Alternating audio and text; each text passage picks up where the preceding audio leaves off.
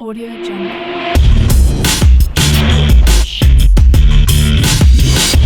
Audio Jungle.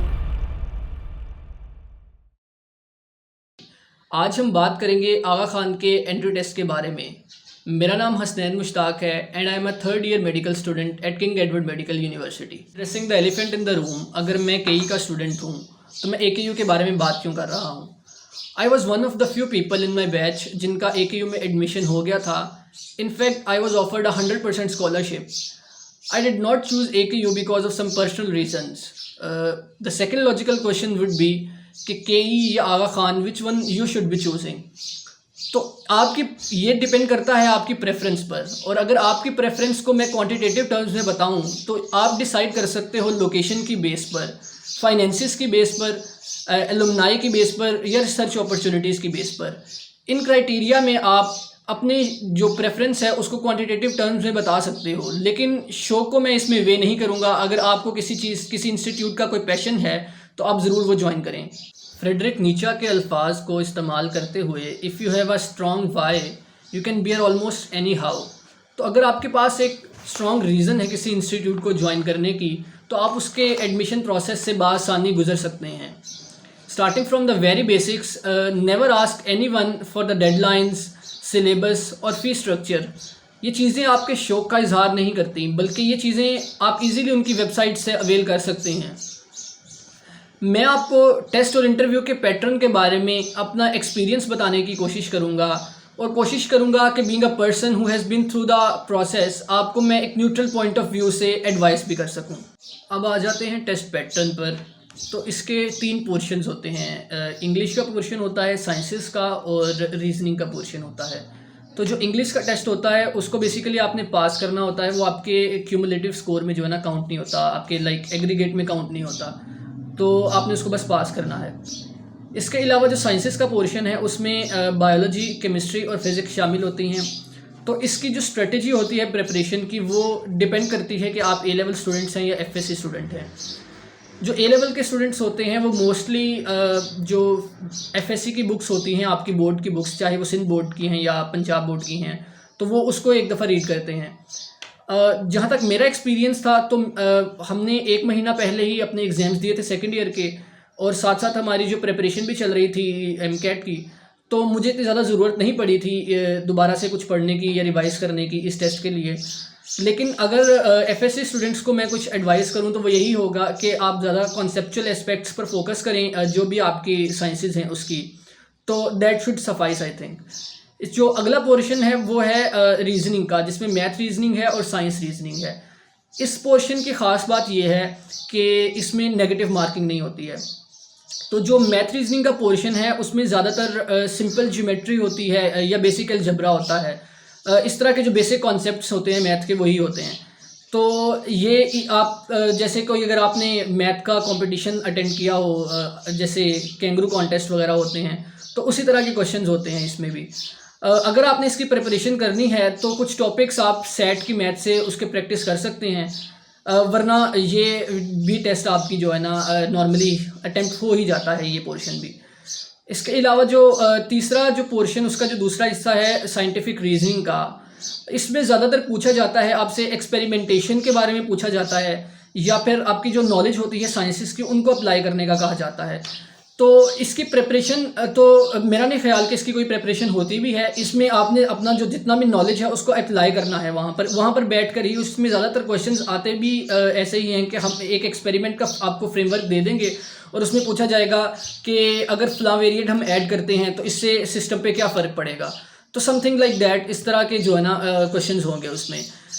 इसकी practice ही होती है, और इसके लिए एक और रिसोर्स लोग इस्तेमाल करते हैं। डोगर ब्रदर्स की एक जो प्रैक्टिस क्वेश्चंस की बुक होती है वो आप इस्तेमाल कर सकते हैं। मैंने ख़रीदी थी लेकिन मैंने उसको इस्तेमाल नहीं किया। तो अगर आप प्रैक्टिस करना चाहते हैं तो आप वो वाला वो बुक जो है ना वो उसको यूज़ कर सकते हैं। तो क्वेश्चंस की जो टाइप्स होती हैं अंडरस्टैंडिंग, मेमोराइजेशन और एप्लीकेशन की, तो इसमें ज़्यादा जो फोकस होगा वो अंडरस्टैंडिंग और एप्लीकेशन पर होगा। तो अपनी तैयारी के दौरान भी आप इन चीज़ों को इनका ख्याल करें। अब जो इसके बाद आपको कुछ देर बाद आपको पैकेज आएगा, एक रिसीव होगा, उसमें बताया जाएगा आपको कि आपका रिटन टेस्ट क्लियर हुआ है या नहीं। उसके साथ ही आपको इस तरह का एक डॉक्यूमेंट सा आता है जिसमें आपने ना अपनी एक्स्ट्रा करिकुलर और को करिकुलर एक्टिविटीज़ फिल करके उनको सेंड करनी होती हैं, अगर आप जो है ना रिटन टेस्ट क्लियर कर लें। तो जब आप वो सेंड करते हैं तो उसके कोई 1 या 2 महीने बाद आपको इंटरव्यू का वेन्यू बता दिया जाता है और आपको बताया जाता है कि वहाँ पे जो है ना आपका इंटरव्यू होगा। अब वहाँ पर 2 आपके इंटरव्यूज़ होते हैं एट द सेम टाइम और उसमें 5 से 10 मिनट का जो है ना ब्रेक होता है। अब उन इंटरव्यूज़ में जितनी भी बातें पूछी जाती हैं उनका दूर दूर तक भी करिकुलम से कोई ताल्लुक़ नहीं होता। उसमें जो सवालात किए जाते हैं वो more like a personality analysis होते हैं कि आप जो पढ़ाई के अलावा आप कैसे इंसान हैं। तो इस इंटरव्यू का जो है ना 2 इंटरव्यूज़ लेने का मकसद ये होता है कि अगर आपकी अपनी बातों में कोई कॉन्ट्राडिक्शन आ रही है तो वो कैच कर सकें। तो इसमें सबसे बड़ी अगर मैं आपको कोई टिप दे सकूं तो वो यही होगी कि इंटरव्यू में आप झूठ ना बोलें, कोई भी बात ऐसी ना करें जिसको आप लेटर ऑन कॉन्ट्राडिक्ट करें, इससे आप अपने आप को नुकसान पहुंचा रहे होंगे। जो बेसिक जो सवाल जेनेरिक जो सब लोगों से किए जाते हैं और उसके बारे में जो लोग थोड़ा सा प्रॉब्लमेटिक आंसर्स करते हैं वो मैं आपको बता देता हूँ। इंट्रो जो होता है ना वो सबसे अहम सवाल होता है।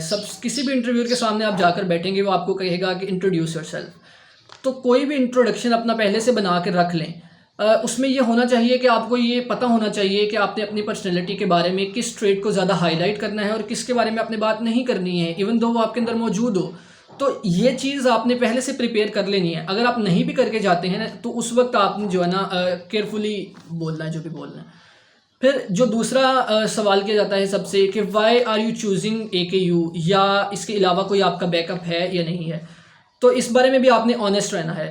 अगर आपको AKU के बारे में कोई चीज़ बहुत ज़्यादा पसंद है, जैसा कि मैंने आपको शुरू में भी कहा कि आपको बहुत ज़्यादा शौक़ है, तो ऑब्वियसली आप किसी उसकी फैसिलिटी के बारे में जिक्र कर सकते हैं, लेकिन आपने उसके बारे में सिर्फ जिक्र नहीं करना, आपने उस चीज़ को अपने आप से रिलेट करना है कि आप AKU में जाकर उससे कैसे फ़ायदा उठाएंगे या आपके लिए चीज़ बेनिफिशियल कैसे होगी।